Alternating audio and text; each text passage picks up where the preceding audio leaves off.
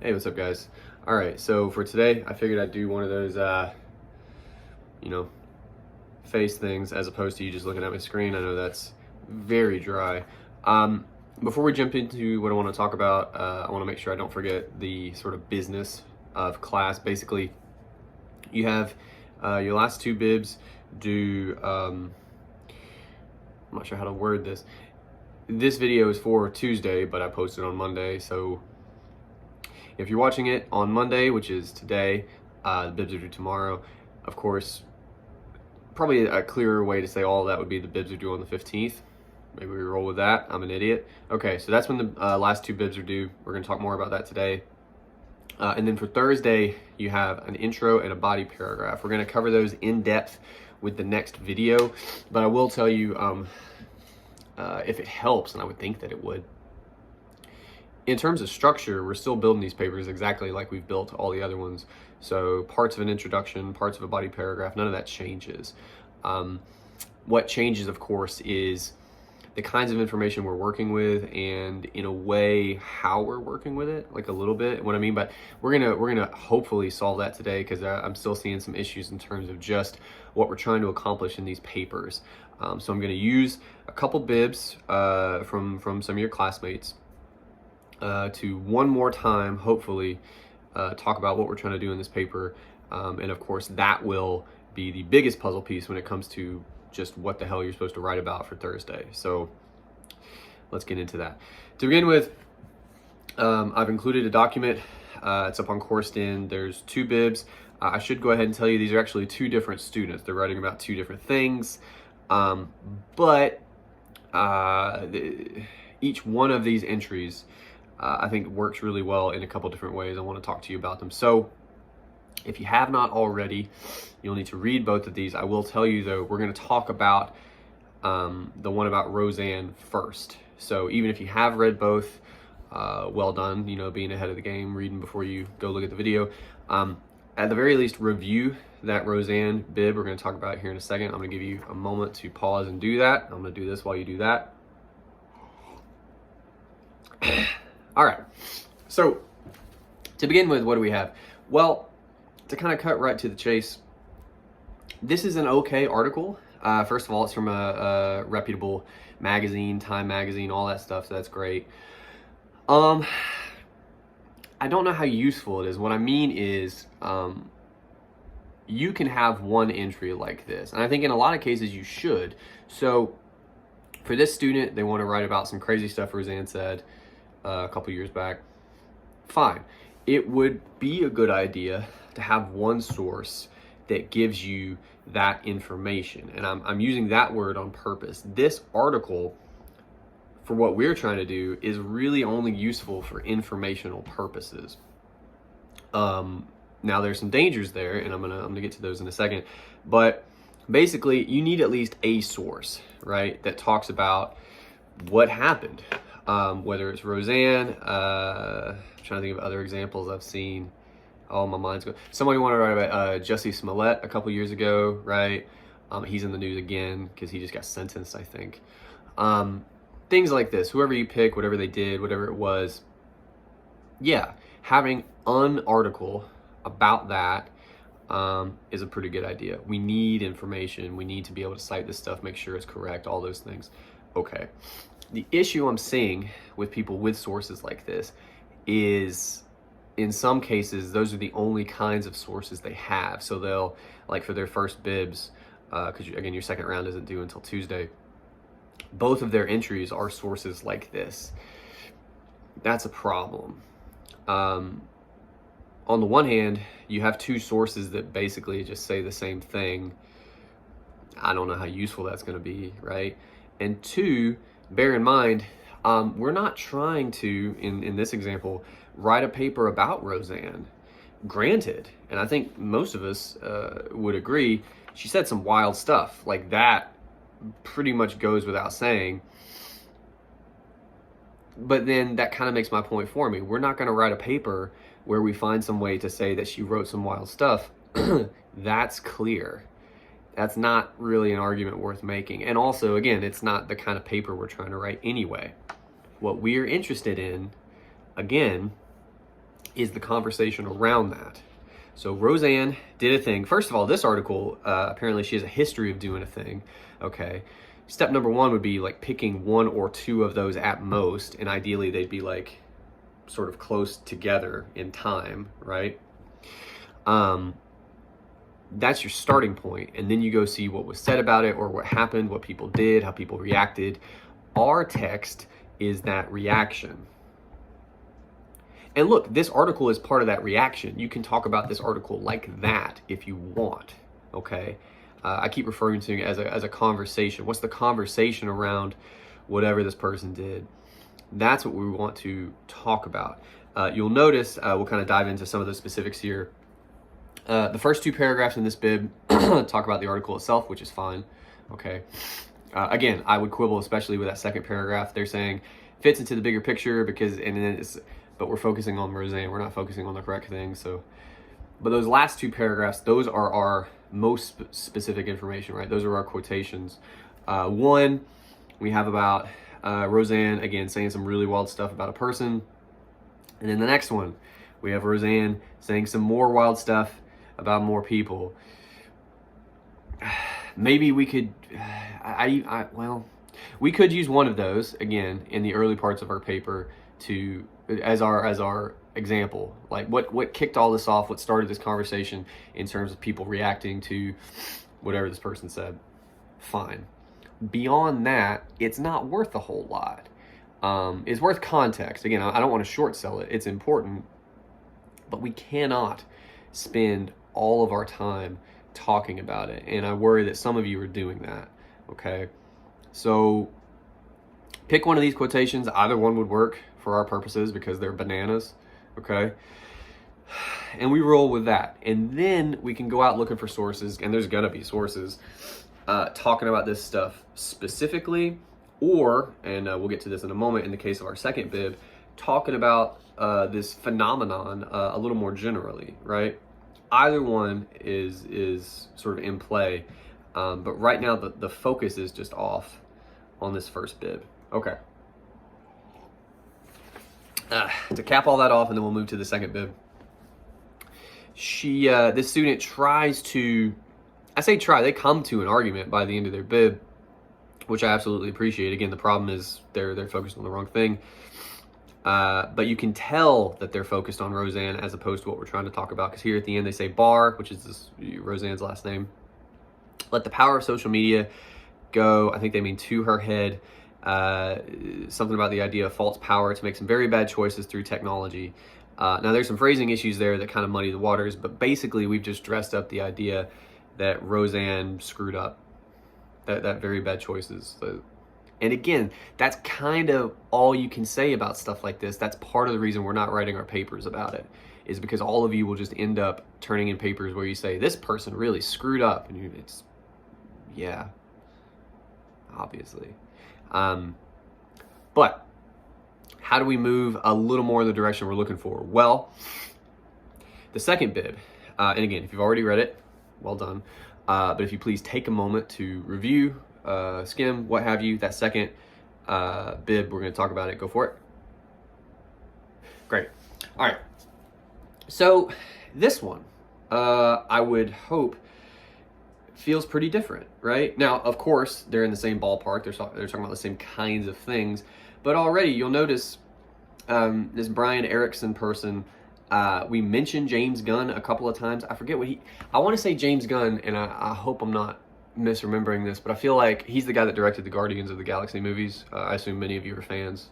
Personally, those movies are awesome, actually. So, but it was one of those stupid things we do where, like 10 years previous, he'd made some joke that was like offensive, and it look, we understand everything is on a gradient, on a scale, and again, I hope I'm not misremembering, but I'm pretty positive that whatever he said didn't even come close to some of the Roseanne stuff we were just talking about. Do you know what I mean? Like, we have to understand there's like kind of offensive, and then there's what Roseanne did, right? So, but my point is, it was also like way in the past, and someone basically just dug up his old tweets because we live in a world. I would love to see a paper about that. What is it with people going through 10 years of somebody's old tweets. What is that? Nonsense. But anyway, that happened, and he got taken off of Guardians of the Galaxy 3 or something. And the cast spoke up for him. It was like, we're not going to do the movie without him, so you got Disney, you can figure that shit out. So they brought him back. But that, first of all, feels like a real exception. I think most of the time when people get, we have the term canceled, it kind of sticks, right? So that's an interesting case in particular for all those reasons. But that was all for context. Again, if this person ends up writing about James Gunn, it wouldn't be a bad idea to have an article, kind of like the Roseanne article, that gives us those specifics, gives us that context. And then the rest of our articles can be more like this one. What are we talking about? Well, just from the title, can we replace cancel culture with accountability culture? Already, they're not really focused on James Gunn. They use him as an example because, again, you do need context, just like you do in our papers. But they're talking about the phenomenon in general. They're talking about what people do, how people react, how these conversations tend to go, and why they think that is. So they are kind of, and I'm going to explain the kind of in a second, but they're kind of making an argument along similar lines to what we're trying to do, okay? And that's part of the reason I pulled this. I know some of you are still confused, and there are different reasons for that. Some are better than others, but the point here is, if you read this second bib, you'll notice at really no point, I don't think, do we ever say, you know, this is what James Gunn was doing, this is why he's to blame, blah, blah. We're not focused on that. We're talking about us. When I say a people, a society, a culture, I don't mean how does Roseanne speak for all of us. That's not what we're doing. We're speaking at her. So let's talk about that. To begin with, the author here describes, I guess, how Erickson discusses, you know, cancel culture. There have been many cases, this is at the end of the first paragraph here, many cases where these cases, okay, have been blown out of proportion. The celebrity apologizes, it tends to blow over. They're kind of, I don't know if that's always true, but maybe. Anyway,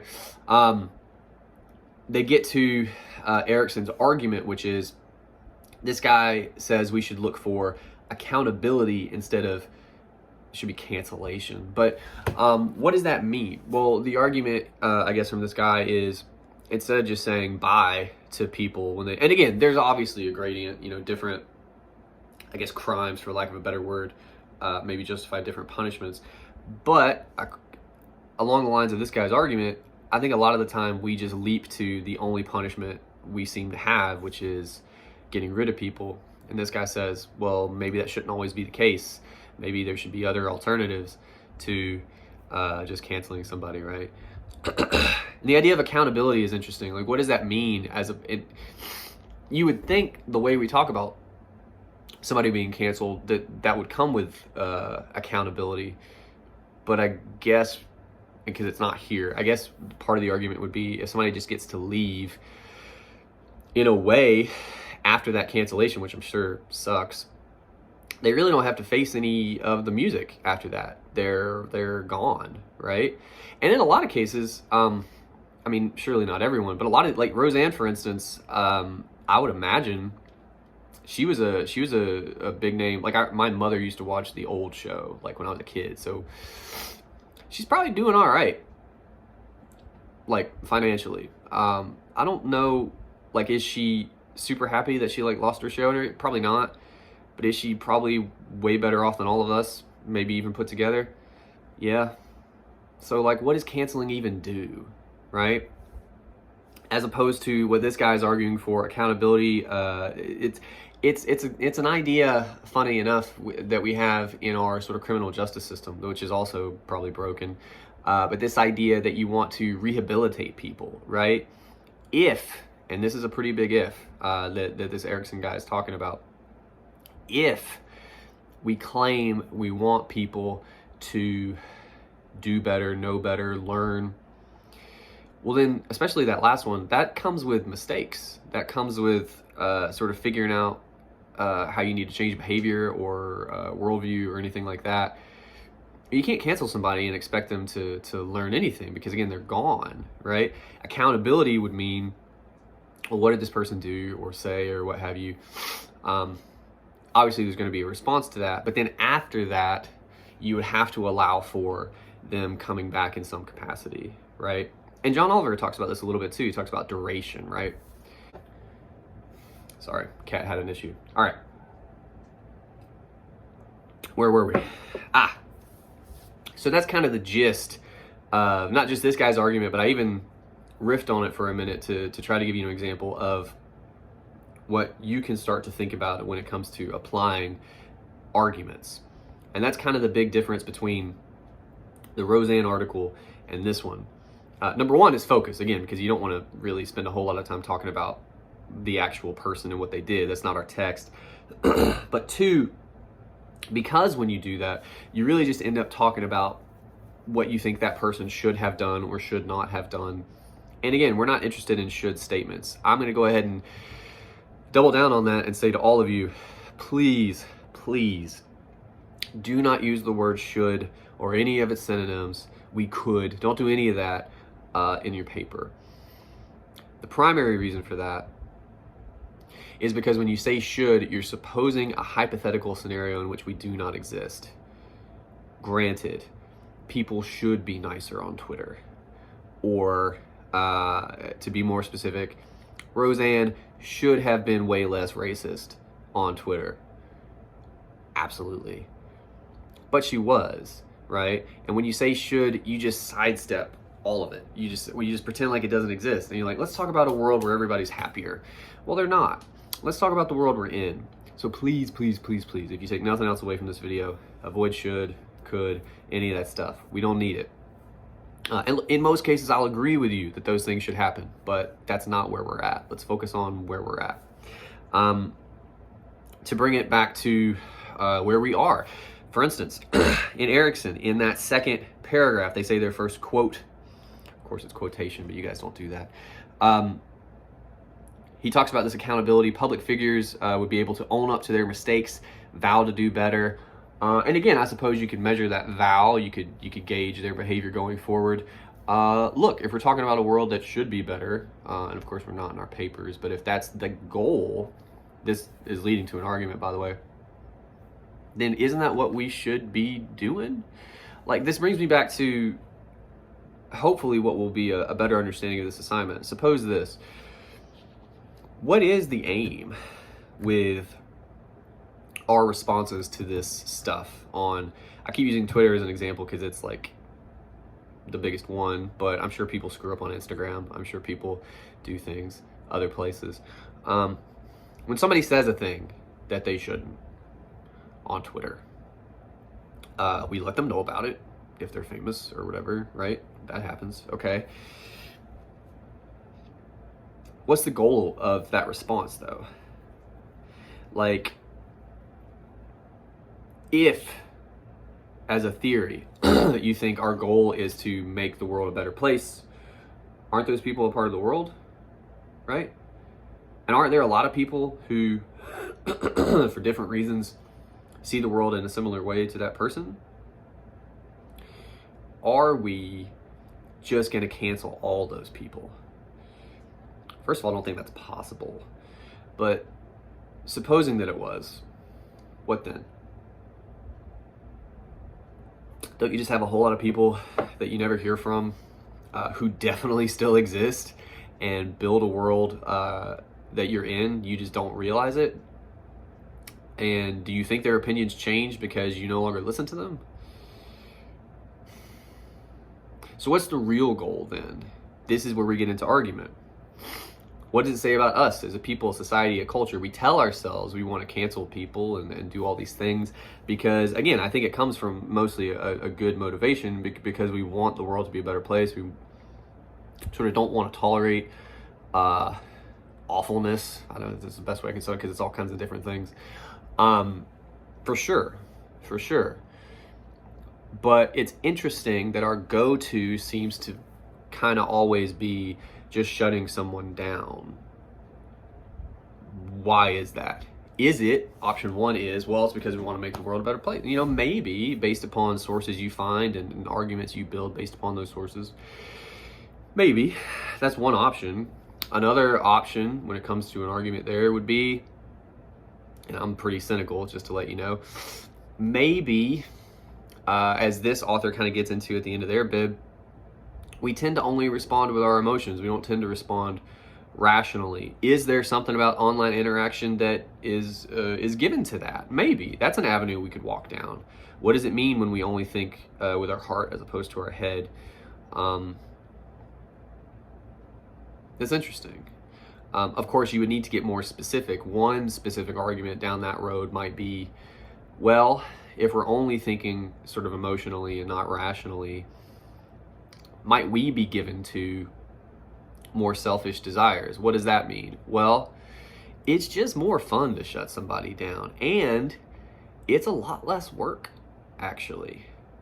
Doesn't it take more work to engage with somebody? Doesn't it take more work to have to, on some level, tolerate some dumb, just racist or homophobic or any just, pick your awful thing?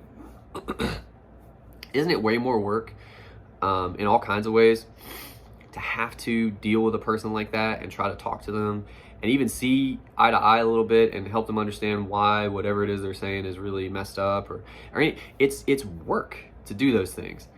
Isn't it just way simpler to go block or hashtag and then just kind of wash your hands of it? What's the argument if that's the case?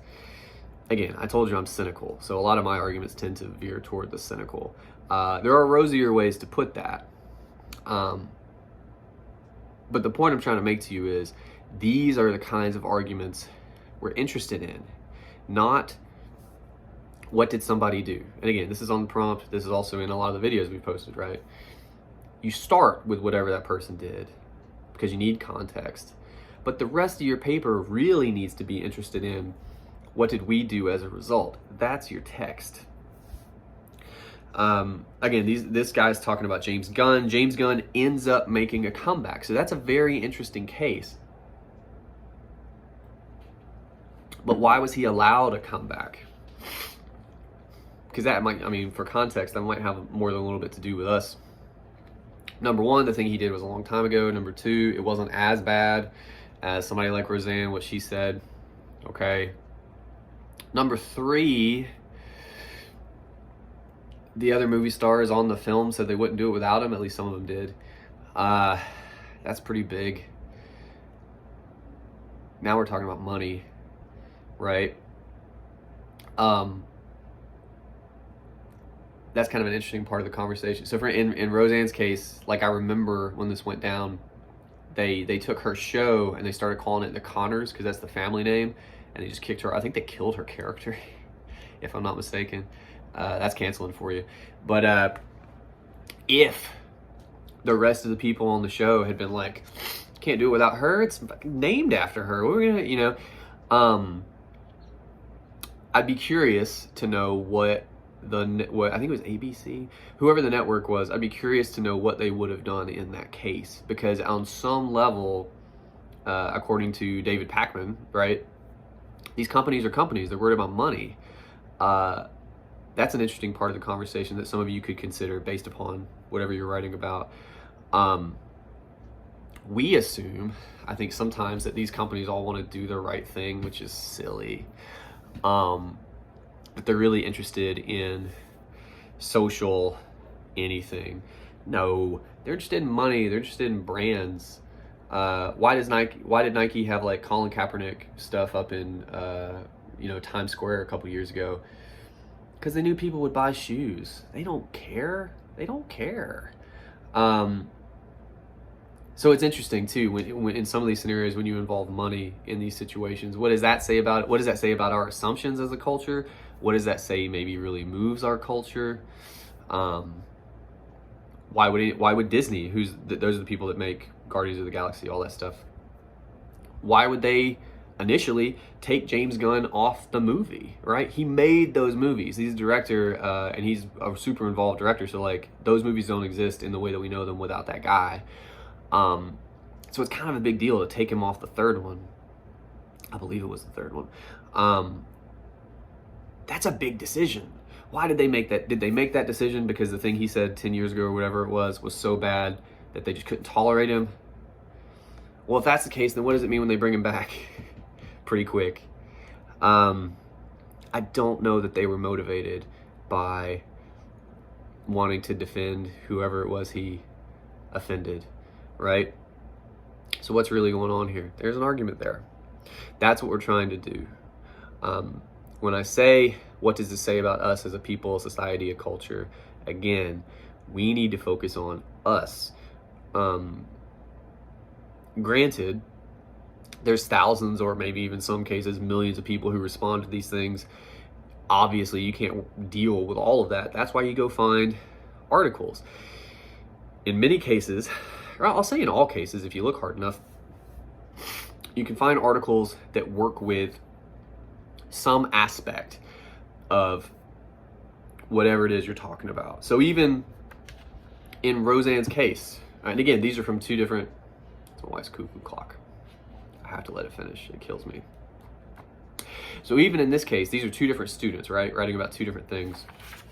The first article is about Roseanne. I told you already, it's good for context, background information, not much else. I don't know that we would use this article terribly much, at least based upon what we have here. Okay, but this second article, who uses James Gunn as an example, we could, if we wanted to, use it in our Roseanne paper. Is it about Roseanne specifically? No. Is it absolutely applicable to her situation? Yeah. And again, you would not write a paper saying, well, should we bring Roseanne back? Should she be accountable instead of canceled? That's not what we're doing in this paper. What we're doing, though, is thinking about the conversation around this phenomenon, okay? Because that's where we come in as a people, a society, a culture. If we were writing the Roseanne paper, why did she get canceled as opposed to just held accountable? What does that say about us, especially given the context? Because again, her stuff is super inflammatory. Like, her stuff is pretty rough, pretty different from James Gunn. So there, the argument might change a little bit.